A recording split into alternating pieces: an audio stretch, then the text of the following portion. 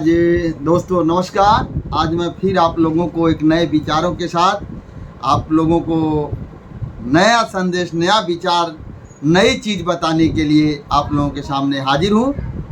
एक बार फिर गोरखपुर का वह इतिहास जहाँ से 16 महाजनपद बनता है, जहाँ से 16 महाजनपद का राजा होते हैं, वहाँ का इतिहास जो पिपली वन का एक बार मैं आप लोगों के सामने रखना चाह रहा हूँ। जानिए भारत का कौन सा देश स्वर्ण युग में पहचाना जाता था,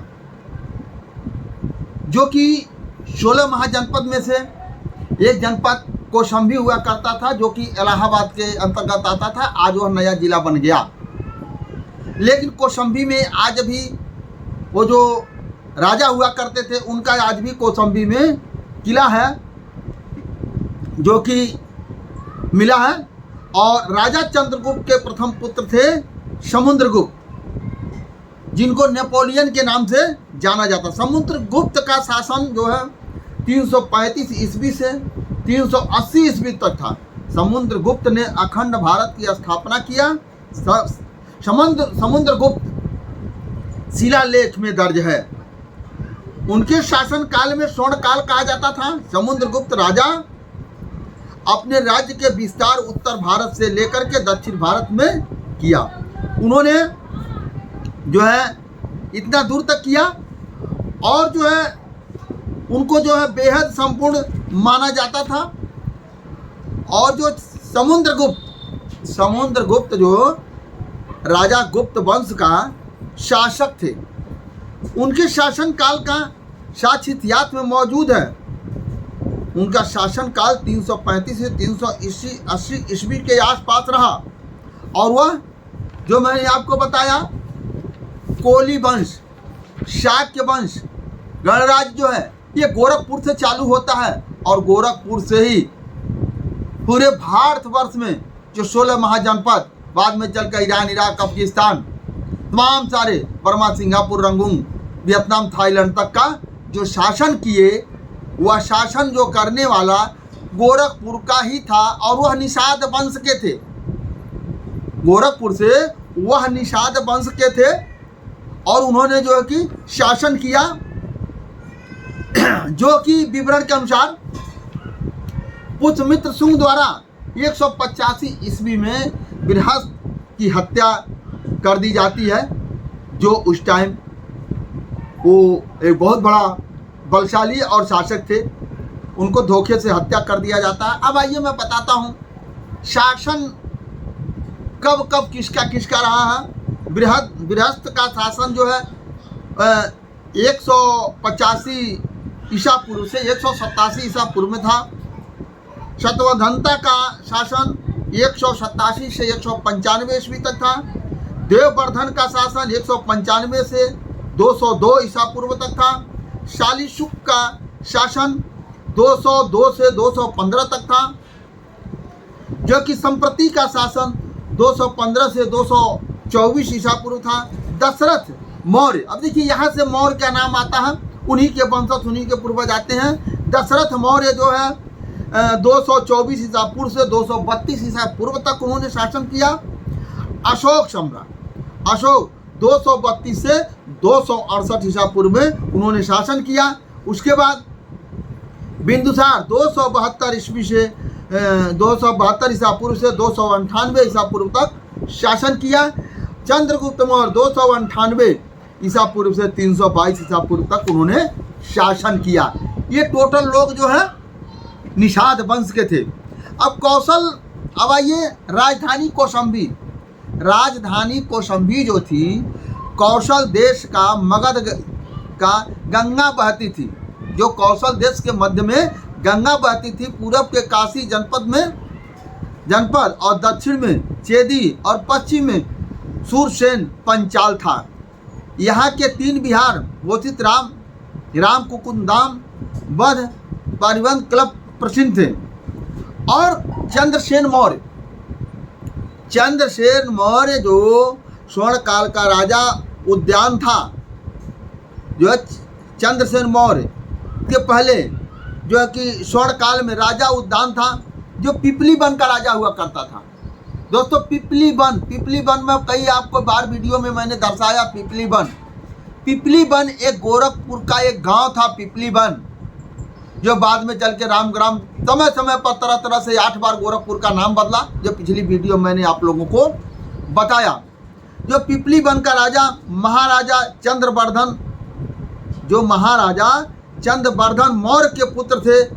पिपलीबन गांव चंद्रगुप्त मौर्य, जो कि ये आप लोगों को ये वंशावली में बता रहा हूँ, जो है कि फिर मैं बता रहा हूँ, गोरखपुर का नाम बहुत पहले पिपलीबन था और यहाँ निषादों का राज हुआ करता था, जो आपको पहले पिछली वंशावली में बताया, जो है कि शुद्धोधन निषाद जो थे, सिंघानु निषाद के पुत्र जो शुद्धोधन निषाद के पुत्र सिद्धार्थ गौतम निषाद, ये सब जो वंशावलियाँ हैं यहाँ से ये चला।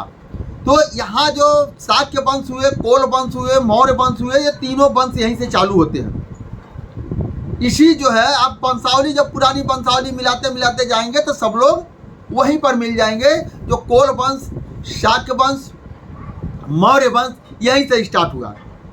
जो राजा चंद्रवर्धन मौर्य के पुत्र थे, पिपलीबन गांव जो था, जो चंद्रगुप्त मौर्य बिंदुसार के मगध राजा थे। अब आइए मैं इनका जो चंद्रसेन मौर्य का जो जन्म जो है पिपलीबन में हुआ, पिपलीबन जो गोरखपुर में। उसके बाद चंद्रवर्धन, चंद्रगुप्त, बिंदुसार, अजातशत्रु हुए और अशोक सम्राट का जो जन्म है, अशोक सम्राट का जन्म पिपलीबन में हुआ।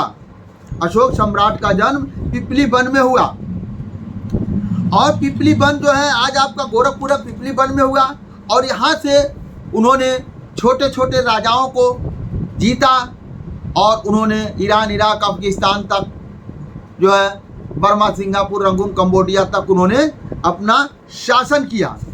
तो ये जो शासन किए यहाँ तक, और जो है कि अशोक सम्राट की एक पत्नी थी यूनान की, जो यूनान देश का राजा जो हुआ करते थे, उनकी लड़की पुत्री जो थी वो अशोक सम्राट की एक पत्नी थी और वहाँ से वो जो है पत्नी थी, और वो जो पत्नी के जड़ से जितने भी लोग पैदा हुए मौर्य वंश के, वो लोग गोरे वंश के हुए। उन लोगों का देखेंगे शक्ल जो है गोरा है और वो आज भी यहाँ पर है, और जो दूसरे लोग हैं वो सांवले हैं। तो मैं आपको बताऊं, सूरसेन, पश्चिम सूरसेन पंचाल घोषित हुआ। ये जो है आपको चक्रवर्ती सम्राट चंद्रगुप्त मौर्य 345 ईस्वी के आसपास हुआ। चक्रवर्ती सम्राट चंद्रगुप्त मौर्य का भी जन्म जो है 345 ईस्वी के आसपास हुआ और उस जगह का नाम जो पिपलीबन, चंद्रगुप्त मौर्य का जो जन्म 345 ईसा पूर्व के आसपास हुआ, उस जगह का नाम पिपलीबन, जहाँ पर पिपलीबन में उनकी पैदाइश हुई, जो कि पिपलीबन एक गणराज्य जो वर्तमान में गोरखपुर के नाम से जाना जाता है। तो दोस्तों गोरखपुर का नाम इतनी बड़ी उपलब्धि है पूरी दुनिया में। पूरी दुनिया के शासन, जितने भी शासन के लोग हुए वो यहीं के वंश हुए। शाक्य वंश से हुए, कोल वंश से हुए, मौर्य वंश से हुए, आगे चलकर नंद वंश हुए, नाग वंश हुए। कई वंशों में वो धीरे धीरे तब्दील होते गए, यहाँ तक कि राजस्थान के बड़े बड़े जो राजा हैं वो सब यहीं के खानदान हैं।